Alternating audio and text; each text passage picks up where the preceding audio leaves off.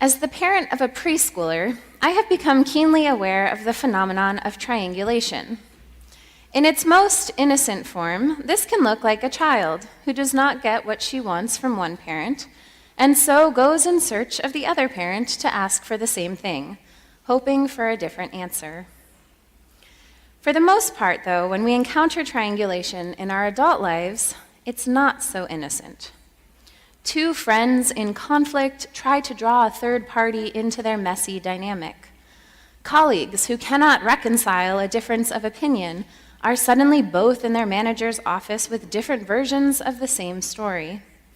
Parents, at odds with one another, put their child in the middle to diffuse some of their stress. Now, to be fair, there are times when inviting a third party into a strained relationship is a healthy decision.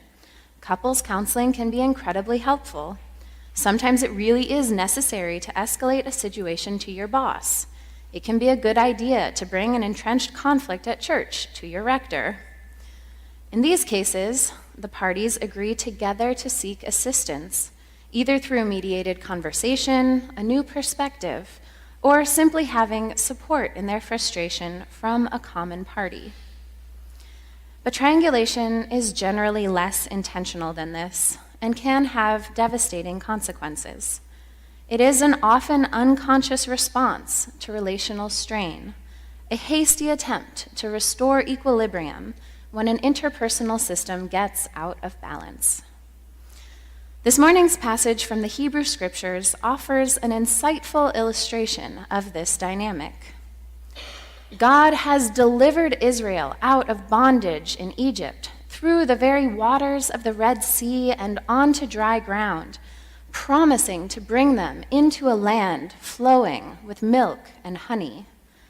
Only instead of popping right out of those waters onto that promised land, they find themselves wandering in the wilderness, the stark, unforgiving, barren wilderness. After the triumphant high of their escape, the rush and frenzy and conviction it took to flee just one step ahead of the raging armies of Pharaoh, they find themselves in an unfamiliar landscape.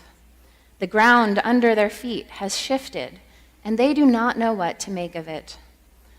God has been faithful to God's promise. God will take them to the promised land. But God is not going to do it on their terms. The relationship between God and Israel is strained, seriously strained. The people grumble and mumble and murmur in their discontent.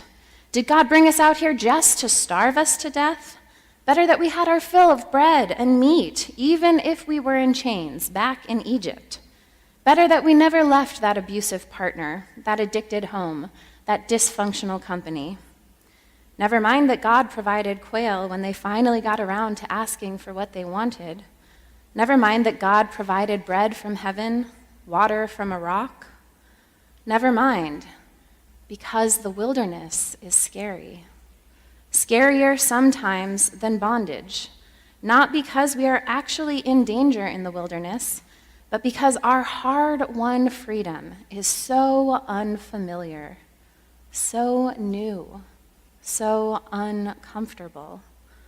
And in that newness, we are forced to come face to face with our profound vulnerability.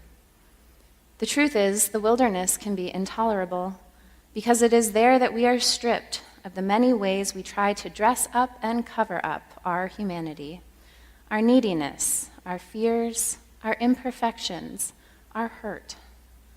It is in the wilderness that God hopes to fashion Israel into a people who do not turn from these things in shame, but hold them with grace and dignity, aware of their utter dependence on God and their tremendous power as God's children.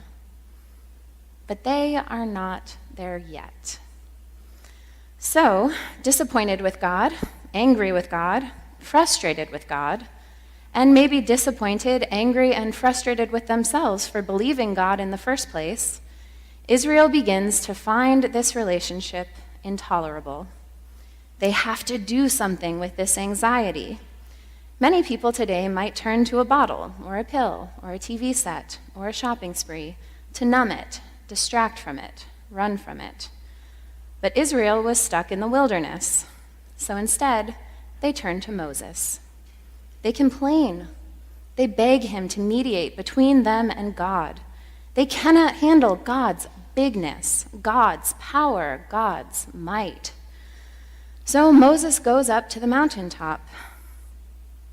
And while he is otherwise occupied receiving the 10 Commandments, the people grow more anxious. The original plan to have Moses mediate doesn't seem to be working.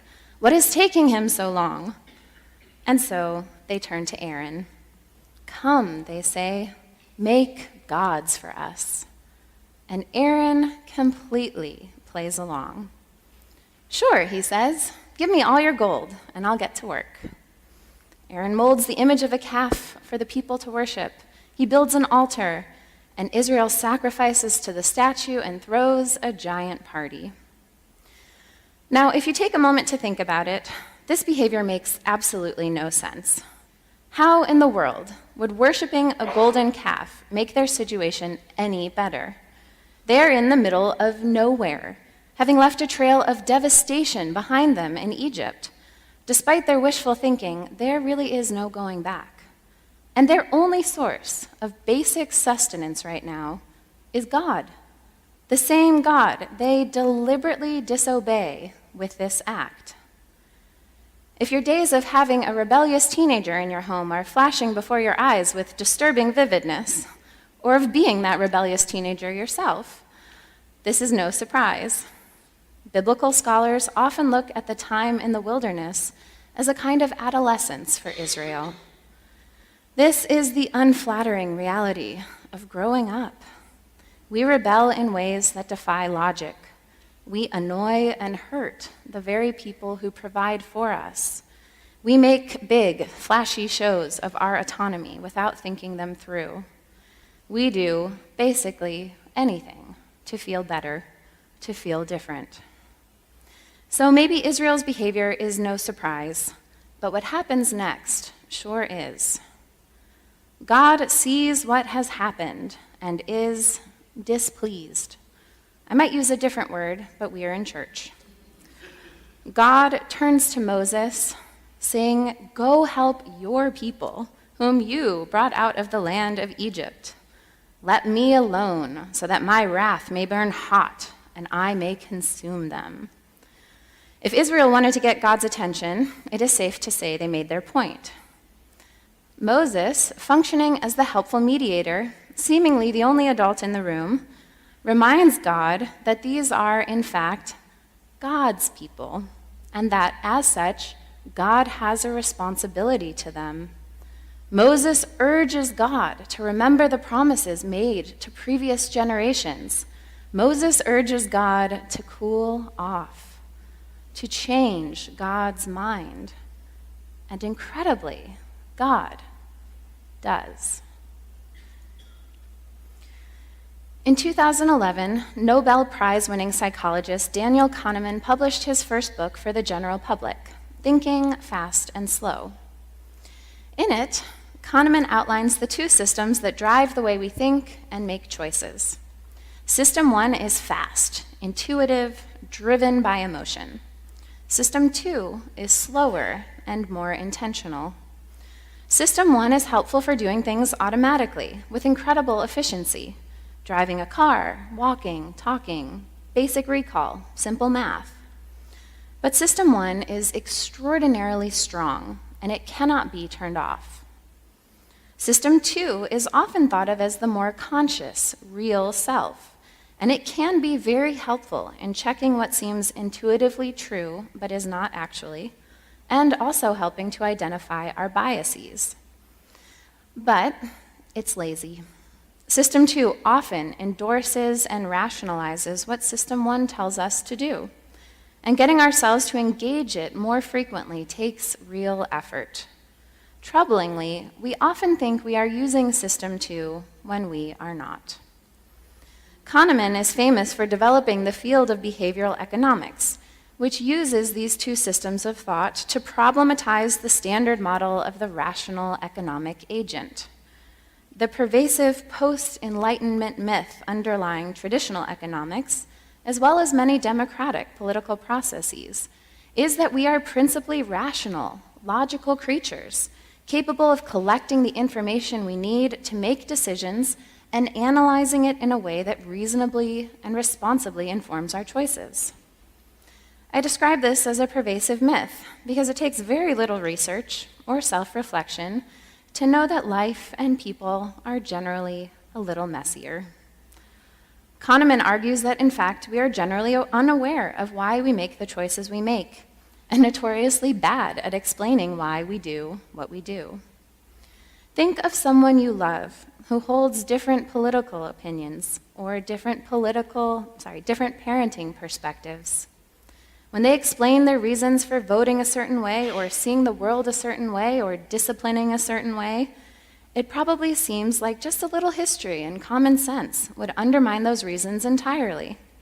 And yet, offered that history and common sense, people persist in their opinions.